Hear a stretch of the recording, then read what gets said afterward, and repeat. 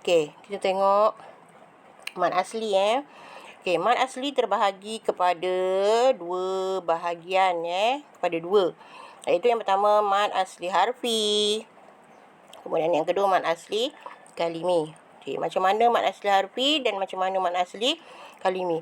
Okey, mad asli harfi adalah mad asli sanai, iaitu contohnya seperti toha. Okey, to dan juga huruf ha. Kemudian bagi mad asli kalimi ialah mad asli mutlak, contohnya seperti nuhiha. Okey, contohnya seperti tadi itulah yang awak dah belajar tadi sebelum ni, yang mad asli ni qala, kila, takunu. Itu adalah mad asli kalimi. Kenapa kalimi? Sebab dia adalah kalimah. Manakala yang mad asli harfi tadi, contohnya seperti toha. Okey, toha adalah pecahan daripada huruf to dan juga ha. Okey, faham tak? Selain daripada tu, pernah tak jumpa ni kalimah yasin ataupun alif lam mim? Okey, alif lam ra. Itu adalah mad asli harfi. Okey, to alif di atas to, ha alif di atas ha, toha.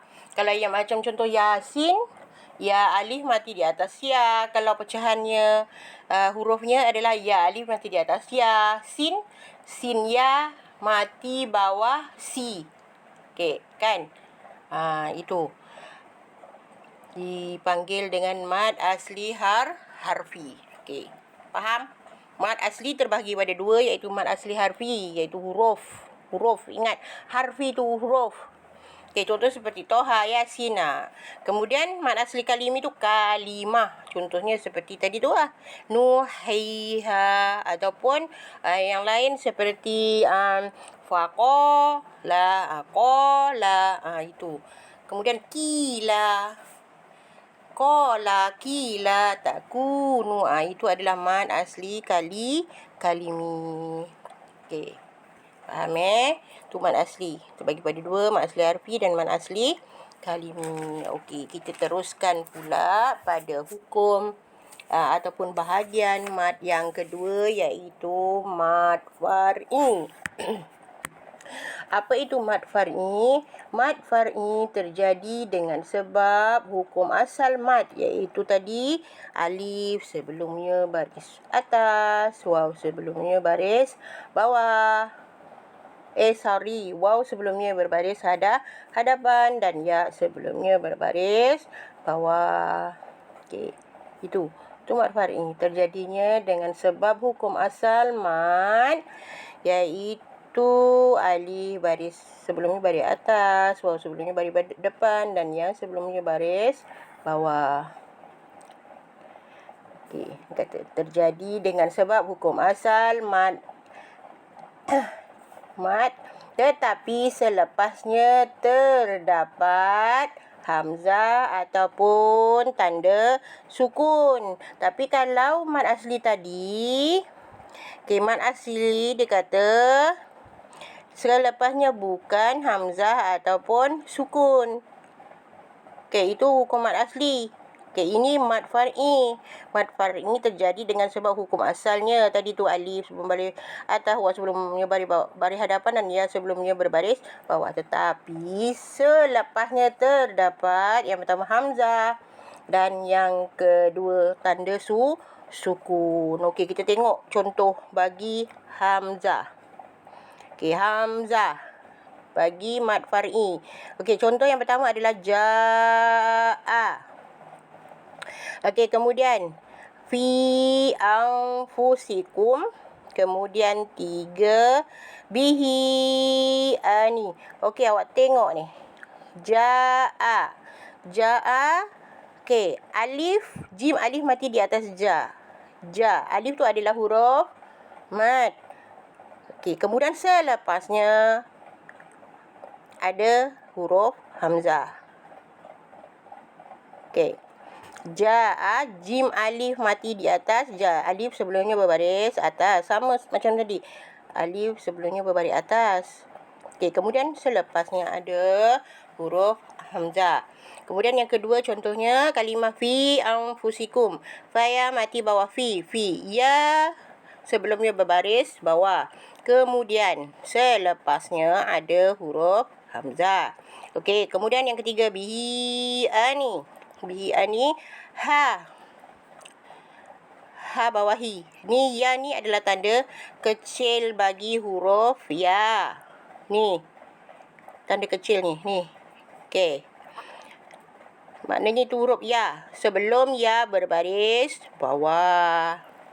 Okey, sebelum ya berbaris bawah. Dan selepasnya adalah huruf hamzah. Okey, ini bukan lagi hukum mad asli. Okey, ini adalah mad far'i. Mad far'i ada beberapa pecahan hukum. Ada mad wajib mutasil, mad jaiz munfasil, mad silah tawilah, mad arid li sukun, mad lazim kalimi mutsaqal dan mad lazim kalimi mukhaffaf. Okey, awak tengok dan perhatikan betul-betul macam mana dia dikatakan mad. Inilah mad wajib mutasil, mad jaiz, mad silah dan sebagainya ni yang termasuk dalam mad far'i. Okey, tengok yang pertama. Hukumnya apa? Okey. Alif ini sebenarnya dikira hamzah ni dikira juga seperti huruf alif sebab bunyinya sama. Dia adalah huruf alif juga tapi perbezaannya sebutan kita adalah huruf hamzah tapi bunyinya adalah sama. Hamzah di atas a, alif di atas a. Okey, hukumnya. Tengok.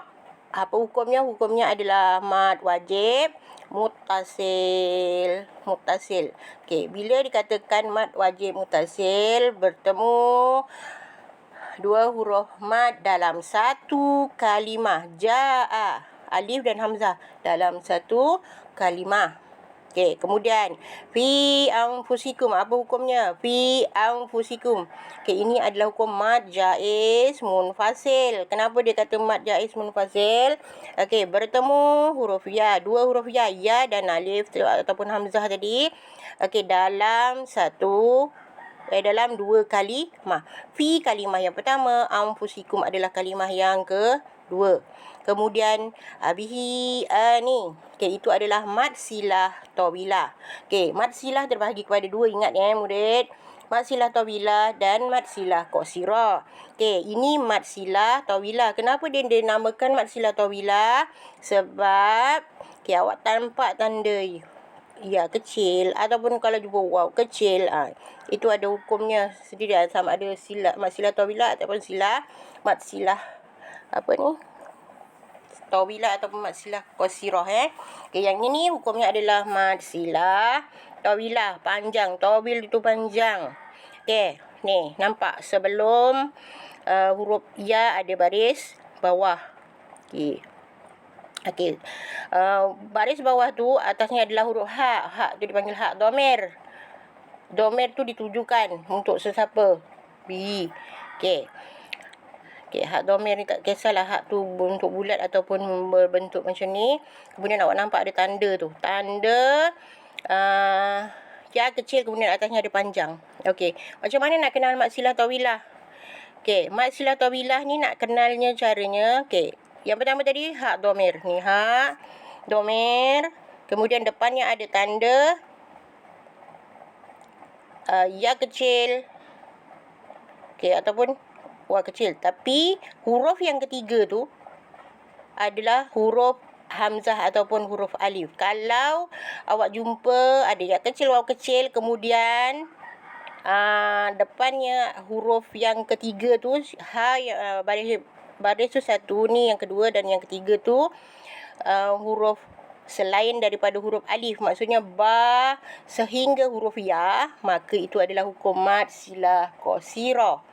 Okey, itu cara senang yang cikgu boleh terangkan tentang mad silah tawilah. Nak tahu bezakan mad silah tawilah ataupun mad silah qasirah. Okey, faham tak ni? Okey, kalau tak faham nanti awak ulang balik. Dengar kan macam mana kita nak terang, nak tahu hukum mat silah, tawilah ataupun mat silah qasirah. Qasir tu pendek, tawil tu panjang. Kalau qasir tu pendek maknanya 2 harakat. Kalau tawil panjang tu 5 ataupun 6, 4 atau 5 ataupun 6 harakat. Okey, itu yang ada tanda huruf hamzah.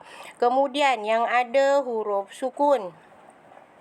Okey, contohnya yang pertama, al-alamina. Okey, berhenti kan. Ini selalunya surah Al-Fatihah. Betul tak? Waladhdallin. Okey. Al-alamina. Tak kisahlah surah apa, ayat apa. Tapi al-alamina. Okey, macam mana kita nak tahu dia tu tanda sukun? Okey. Al-alamina. Awak jumpa huruf alif ke tak? Dalam al-alamina. Okey. Al-alamina. Awak nampak tu tanda alif kecil. Itu adalah huruf alif. Okey, ini dibaca ketika wakaf ni berhenti. Al-alamina. Okey. Itu mat tabi'i ataupun mat asli. Okey, kita tengok yang bawah ni. Mim, ya, mati bawah, mi. Nun di atas, nah. Okey, tanda sukunnya kat mana? Di atas huruf ya. Huruf mat tadi. Min. Kita kalau wakaf tak boleh baca al-alamina. Tak boleh. Kita kena matikan. Okey, jadinya bunyinya tak boleh jadi al-alamina lagi. Dia akan jadi al-alamin. Okey, itulah yang datangnya 6 harakat. Al-alamin. Okey, itu hukumnya adalah mad arid li sukun. Mad arid li sukun ni hukumnya sama macam huruf mad asli. Hukum mad asli. Mim sebelum ya berbaris bawah, tetapi yang menjadikan dia mad arid li sukun, okey, ada tanda mati itulah sukun tu. Kemudian dia dibaca ketika kita mewakafkan sesuatu bacaan. Contohnya macam ni lah. Al-alamin. Kalau kita buat wasal teruskan bacaan al-alamina, tak boleh jadi mad arid sukun. Dia jadi mad asli 2 harakat. Tapi kalau kita berhenti ataupun wakaf, dia akan jadi mad arid sukun. Harakatnya adalah 6 harakat. Okey, kemudian bagi contoh sukun yang kedua ialah ad-dallin. Okey. Ad-dallin tu, okey, alif, dad, alif, lam, ya, nun tu. Hukumnya adalah mad lazim kalimi musaqal. Kalimah yang berat. Mad musaqal. Okey, ini surah Al-Fatihah lah ni. Ad-dallin. Okey. Tanda sukunnya kat mana? Ni. Lin. Dol ni. Dot alif mati di atas do. Okey. Tu 6 harakat ni berat, besar. Dol. Mad lazim kalimah yang berat. Okey. Ad-dallin. Okey. Okey, macam mana nak kenal mad lazim kalimah musaqal? Okey, nanti kita cikgu akan terangkan di pelajaran yang akan datang. Okey. Ni kita tahu dulu nak kenal mad far'i ni lah. Okey. Nanti kita akan belajar. Okey, yang kedua ni. Yang ketiga, al-ana. Itu bagi hukum mad lazim kalimi muhaffaf. Kalau dalam Al-Quran ni lah hukum mad lazim kalimi muhaffaf. Al-ana. Tak ada lain. Ni lah ayatnya. Okey. Al-ana. Mana tanda sukunnya? Al. Ni kita nampak hamzah, alif, lam. Al-ana. Okey, 2 huruf mat ni. Huruf mat ni alif. Sebelumnya baris atas. Al. Okey, selepasnya adalah tanda sukun. Okey, faham tak? Al-ana. Ini mad lazim kalimi mukhaffaf. Mukhaffaf tu maksudnya sebutan bacaannya ringan. Muhaffaf sederhana lah. Okey. Ringan ke sederhana? Ringan, bukan sederhana. Sederhana lain. Okey, mad lazim kalimi muhaffaf. Muhaffaf tu adalah ringan. Kalimah yang ringan tapi panjangnya. Tengok bila dia tanda panjang atas tu maksudnya bacaan ni lebih daripada 2 harakat. Okey, itu dia mad penerangan tentang mad lazim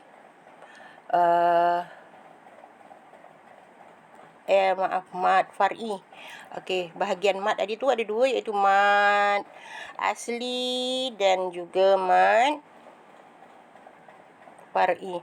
Mad asli terbagi kepada 2, mad asli harfi dengan mad asli kalimi, kemudian mad far'i. Okey, nak tahu mad far'i? Okey, mad far'i terjadi dengan sebab hukum asalnya huruf mad, iaitu huruf madnya apa? Alif, waw dan ya. Tapi selepasnya terdapat hamzah dan sukun. Manakala huruf mad terjadi dengan sebab hukum asalnya mad alif, waw, ya tadi tu, tapi selepasnya bukan hamzah ataupun tanda sukun. Kena fahamkan perbezaan antara mad asli dan mad far'i. Okey, faham ke tak murid-murid? Okey, cikgu nak tunjukkan macam mana cara awak nak mengira harakat. Okey, tengok info tu. Itu cara yang diberikan, cara mengira harakat iaitu dengan menggerakkan anak jari, sama ada menggenggam anak jari yang terbuka atau membuka anak jari yang tergenggam mengikut keadaan bacaan. Tapi kalau contoh cikgu, contoh macam ni lah. Cikgu buat kalau hukum mad asli cuma 2 harakat. Okey, kalau cikgu cari cikgu macam ni, gerakkan jari. Okey, untuk 2 harakat contohnya kalimahnya ma. Okey, ma ataupun ini ma. Ataupun kalau yang ada 6 harakat contohnya seperti mad arif disukun. Okey, dengan kalimah al-alamin, min tu mim ya mati min diwakafkan tu di akhir ayat. Okey, kita baca 6 harakat. Kalau cikgu macam ni, al-alamin, 6 harakat. Itu cara masing-masing lah, macam mana yang ada gerakan jari dan sebagainya. Ikut kemudahan untuk kita lah, kesenangan kita macam mana caranya. Okey, itu macam mana cara awak nak mengira harakat. Okey, paling mudah lah awak nak buat macam mana cikgu dah tunjukkan banyak kali juga, cikgu tunjukkan dalam kelas. Okey, jadi awak cubalah yang mana awak senang lah. Okey, seterusnya kita tengok tajuk yang terakhir iaitu bahagian harakat mad.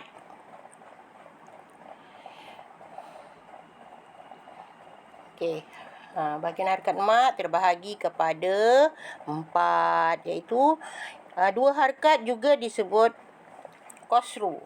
Okey, kemudian yang kedua 4 harakat juga disebut tawassut. Okey, 5 harakat juga disebut huwaiku, tawassut, dan juga yang 6 harakat juga disebut isba. Okey, isba. Okey, kedua harakat qasru, qasir. 2 harakat. 4 harakat disebut tawassut. Okey, kemudian yang 5 harakat disebut huwaiku, tawassut, dan juga yang 6 harakat disebut isba. Jadi harakatnya ada 4 Okey, 2 harakat, 4 harakat, 5 harakat, 6 harakat. Okey, 2 harakat apa? Kalau 2 harakat disebut apa? Qasru. Kalau 5 harakat apa? Waiku, tawassut. Okey, kalau 4 harakat disebut apa? Tawassut, dan juga yang kalau 6 harakat disebut isba. Okey, itu dia bahagian harakat. Harakat tak ada ni tak ada 3. Dia adanya 2, 4, 5 dan 6. Itulah tadi yang kita katakan berapa harakat tu. Ni harakatnya 2 hingga 6. 2, 4, 5 dan 6 sahaja harakatnya. Bukan 2 dan 6, tapi 2 hingga. 2 tu maksudnya hingga tu 4, 5 ataupun 6 harkat. Okey, rasanya setakat ini dulu penerangan cikgu tentang hukum mat. Untuk kali ni, cikgu harapkan awak ingat macam mana, apa itu maksud mat dari segi bahasa, istilah, kemudian kadar panjangnya ada berapa, 2 hingga 6 harkat. Kemudian bahagian mat pula terbahagi kepada 2, iaitu mat asli. Apa itu mat asli? Macam mana nak fahamkan mat asli? Kemudian bahagian yang kedua adalah mat far'i. Kemudian mat asli pula ada bahagiannya lagi. 2 bahagian yang disebut apa? Mat asli harfi, mat asli kalimi. Kemudian mat far'i, selepasnya mesti ada, selepas huruf mat mesti ada tanda ataupun ada huruf hamzah dan juga tanda sukun. Okay, tadi kita dah tengok macam mana hukum, cikgu dah terangkan mat wajib mutasil, mat jaiz munfasil, mat silah tawilah. Okey. Kemudian mat silah qasirah cikgu dah bezakan tadi macam mana nak kenal mat silah tawilah. Mat silah qasirah. Okey, kemudian al-alamin mat adil sukun, mat lazim kalimi musaqqal, mat lazim kalimi mukhaffaf. Okey, itu antara hukum mat. Kemudian dah terangkan bahagian mat dan apa yang disebut. Kalau 2 harkat apa, 6 harkat apa, 5 dan 4. Okey. Ulang kaji balik. Awak dengarkan balik penerangan cikgu. Okey, dan cuba tengoklah macam mana dekat dalam, kalau seeloknya awak buka Al-Quran. Okey, kita cari hukum tu. Yang dikatakan mat asli, mat far'i. Itu adalah lebih baik daripada awak cuma tengok gitu-gitu je. Gini tapi tak tahu nak maksudnya dipanjangkan lagi. Awak tengok Quran jadi awak tahu. Bila kita baca tu apa hukumnya? Apa hukum mat ni?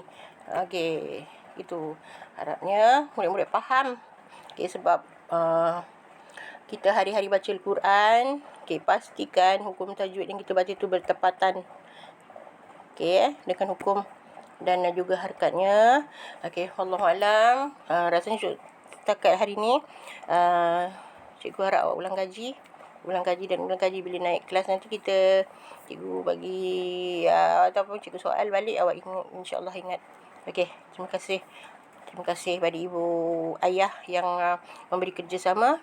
Terima kasih. Assalamualaikum warahmatullahi wabarakatuh.